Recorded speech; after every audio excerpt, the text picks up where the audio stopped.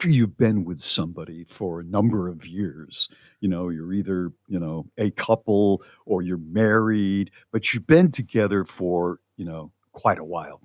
Wouldn't you agree that every once in a while, kind of driving them crazy on purpose is so entertaining? And it's just it could be a little thing, but you just like to watch their reaction. I have two examples. The first one is something that I do now. Mary has a friend, Lynette, and they were shopping together about 3 weeks ago. And Lynette had not seen Mary in a while and bought her this little ceramic pitcher. I mean, it's tiny.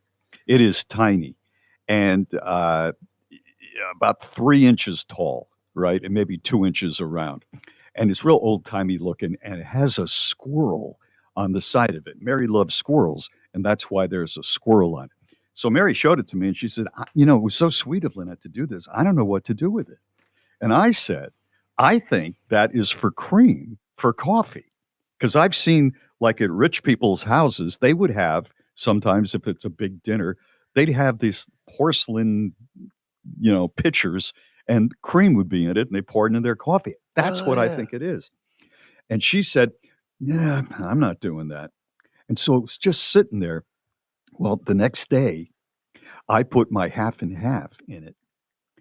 And I said, "I'm putting half and half in my coffee right now, and I'm using my cream pitcher." And she looked at me and went, "Ugh, hmm." And I do it every time. And it gives me why does it give me such satisfaction to know that I'm using that little pitcher? And for some reason, it drives her crazy, but it gives me such pleasure. I'm using it every day, and she sees it when she goes to get her own coffee because I have the pitcher right next to the coffee maker. I think that we do that because it's like a way to let off steam. It's an escape valve from the insanity of living in close quarters with another human being who is not your roommate. So you can't just ignore them and their weirdness. You have to participate in life with them and Yeah, accept their quirks and weirdness.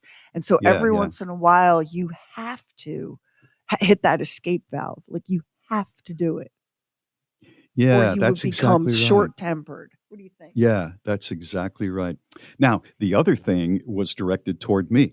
I planted in a planter this really nice plant, and it grew and it survived, except it's growing out of the planter. So I have to take it out of the planter and replant it into the ground. And so I got my shovel, and I know you don't think that I have a pick and a shovel because I'm not known for working with my hands, but I do. And so I went over to where I'm going to shovel, and I'm, using the pick to get right down on it. And man, I am hitting some roots. I don't know where they're from, but I got to bust through the roots. And then I got like a little saw, and I sawed some of the. She came out, and because she's seeing me out there digging this hole, and she's standing over me and just watching, and she's saying things like, "I don't know if that's the right place." Now I've already been digging this hole for about half an hour. There's an awful lot of roots. I don't know if you can really get anything going there. I said, "I'm going to get something going. I'm going through this." Then she pauses and watches me dig a little bit more. And I'm on my hands and knees pulling the dirt out. And she's saying, you know, um, I think you should have gotten a shovel with a point, like a pointy shovel. You have a flat shovel. That's not going to cut through that dirt. I said, "It's cutting through along with the pick. I'm doing the job here."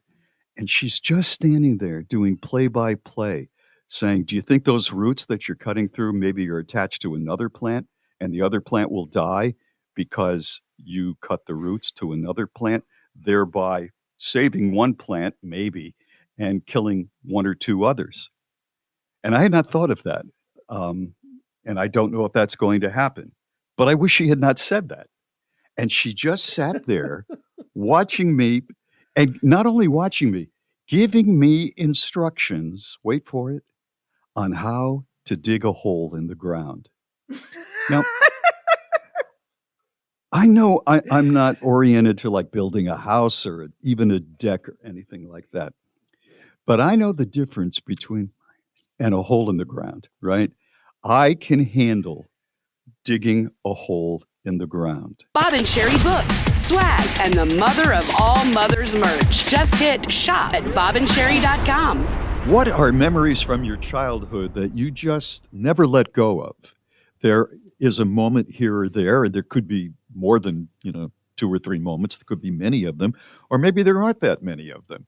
Somebody who does this sort of thing came up with the following that people told he or she about Christmas dinner, going to the beach, going to your grandparents' house, hearing the ice cream van music, getting pocket money, buying candy from a little local store, learning to ride a bike, getting a pet, buying your first album or single, counting down the days until summer arrives, climbing a tree, school lunches, your first crush, listening to your favorite song on repeat, blowing out birthday candles on a cake, skimming stones, learning to read, playing in the leaves, being in the school play, spelling tests. Boy, I know Sheri was good at that. And having somebody read you a bedtime story, and finally winning an award. I can remember just about all of those. I have not Same. I have not let those go. I mean, even with the Same. Christmas dinner, our family was not famous for getting together every night for dinner, but I can remember Christmas dinners because my father made such a big deal out of it. Now, going to your grandparents' house, that was like the hall of nightmares.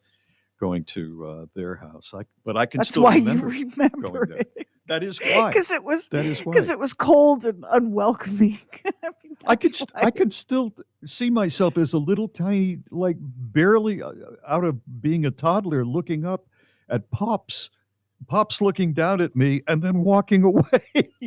Yeah. Yeah, I mean, just because you don't necessarily remember only the good things. You remember the Right. things that really jump like, as a kid, everything is new, but there are certain things that your kid brain understands to be the rules, and one of the rules is that these are my grandparents, this is my family. They're glad to see me, except when they're Exactly. not. Yeah, that you see it on TV and you're sold a bill of goods. Listen, I was at a party and I didn't know this woman very well. Yeah, we'd been together socially a couple of times, and so trying to go with chit chat. And I said, so where she had I think 2 children, and I think they were both boys. And I said, so are your boys still local here? And she said, oh, no, no, no. One of them lives in Boston, and I think the other one was in somewhere in Florida. And I said, "So you're going to get together, for the holidays?" Oh no, no, we saw them about a year ago, and we're good. Whoa, I Wow, can't even I mean, whoa. all you can do is put yourself in that situation. I can't imagine not Mm-hmm. seeing my girls, Mm-hmm. but I certainly come from a family where, you know, we're good. Hope you're well. No need to get together. So I do It, understand that. it's so the opposite, though. I mean, are there more people like us than we imagine, or are we outliers with this sort of thing? Lamar, you've never talked about grandparents. Did you? Were you close to your grandparents? One set of the grandparents, my father's set, we lived in a single wide trailer in their yard. And so they had this old house, and of course, they didn't have plumbing inside and stuff like that. They had outhouses and the slop jars under the bed, and that kind of thing. Jeez, I did Like you not do. think Yeah. this Did is you where just say we were slop going. jars He under did. the bed? That's what they called them. Hello I to guess you everybody fancy. listening in Miami Beach and in Northern California. I guess Wow. I guess you stuck up people called them chamber pots, but that's not what we call them. We call them slop jars. I had no issue with what they're called. My issue is that it's there in the. Oh, I have an issue that it's there and what it's called. Are you kidding me? When it's nighttime and you don't have outside lights, you can't get to the outhouse. And it's a long way away because you don't build the outhouse close to the main house. Could you Come just put on. a flashlight by the door? Come You on. are making this up. But you don't want to Could you be in an just go in the outhouse in the woods? dark. You just don't want to. And flashlights are Yes, I spooky. do. If you're in the outhouse with a flashlight, it's spooky.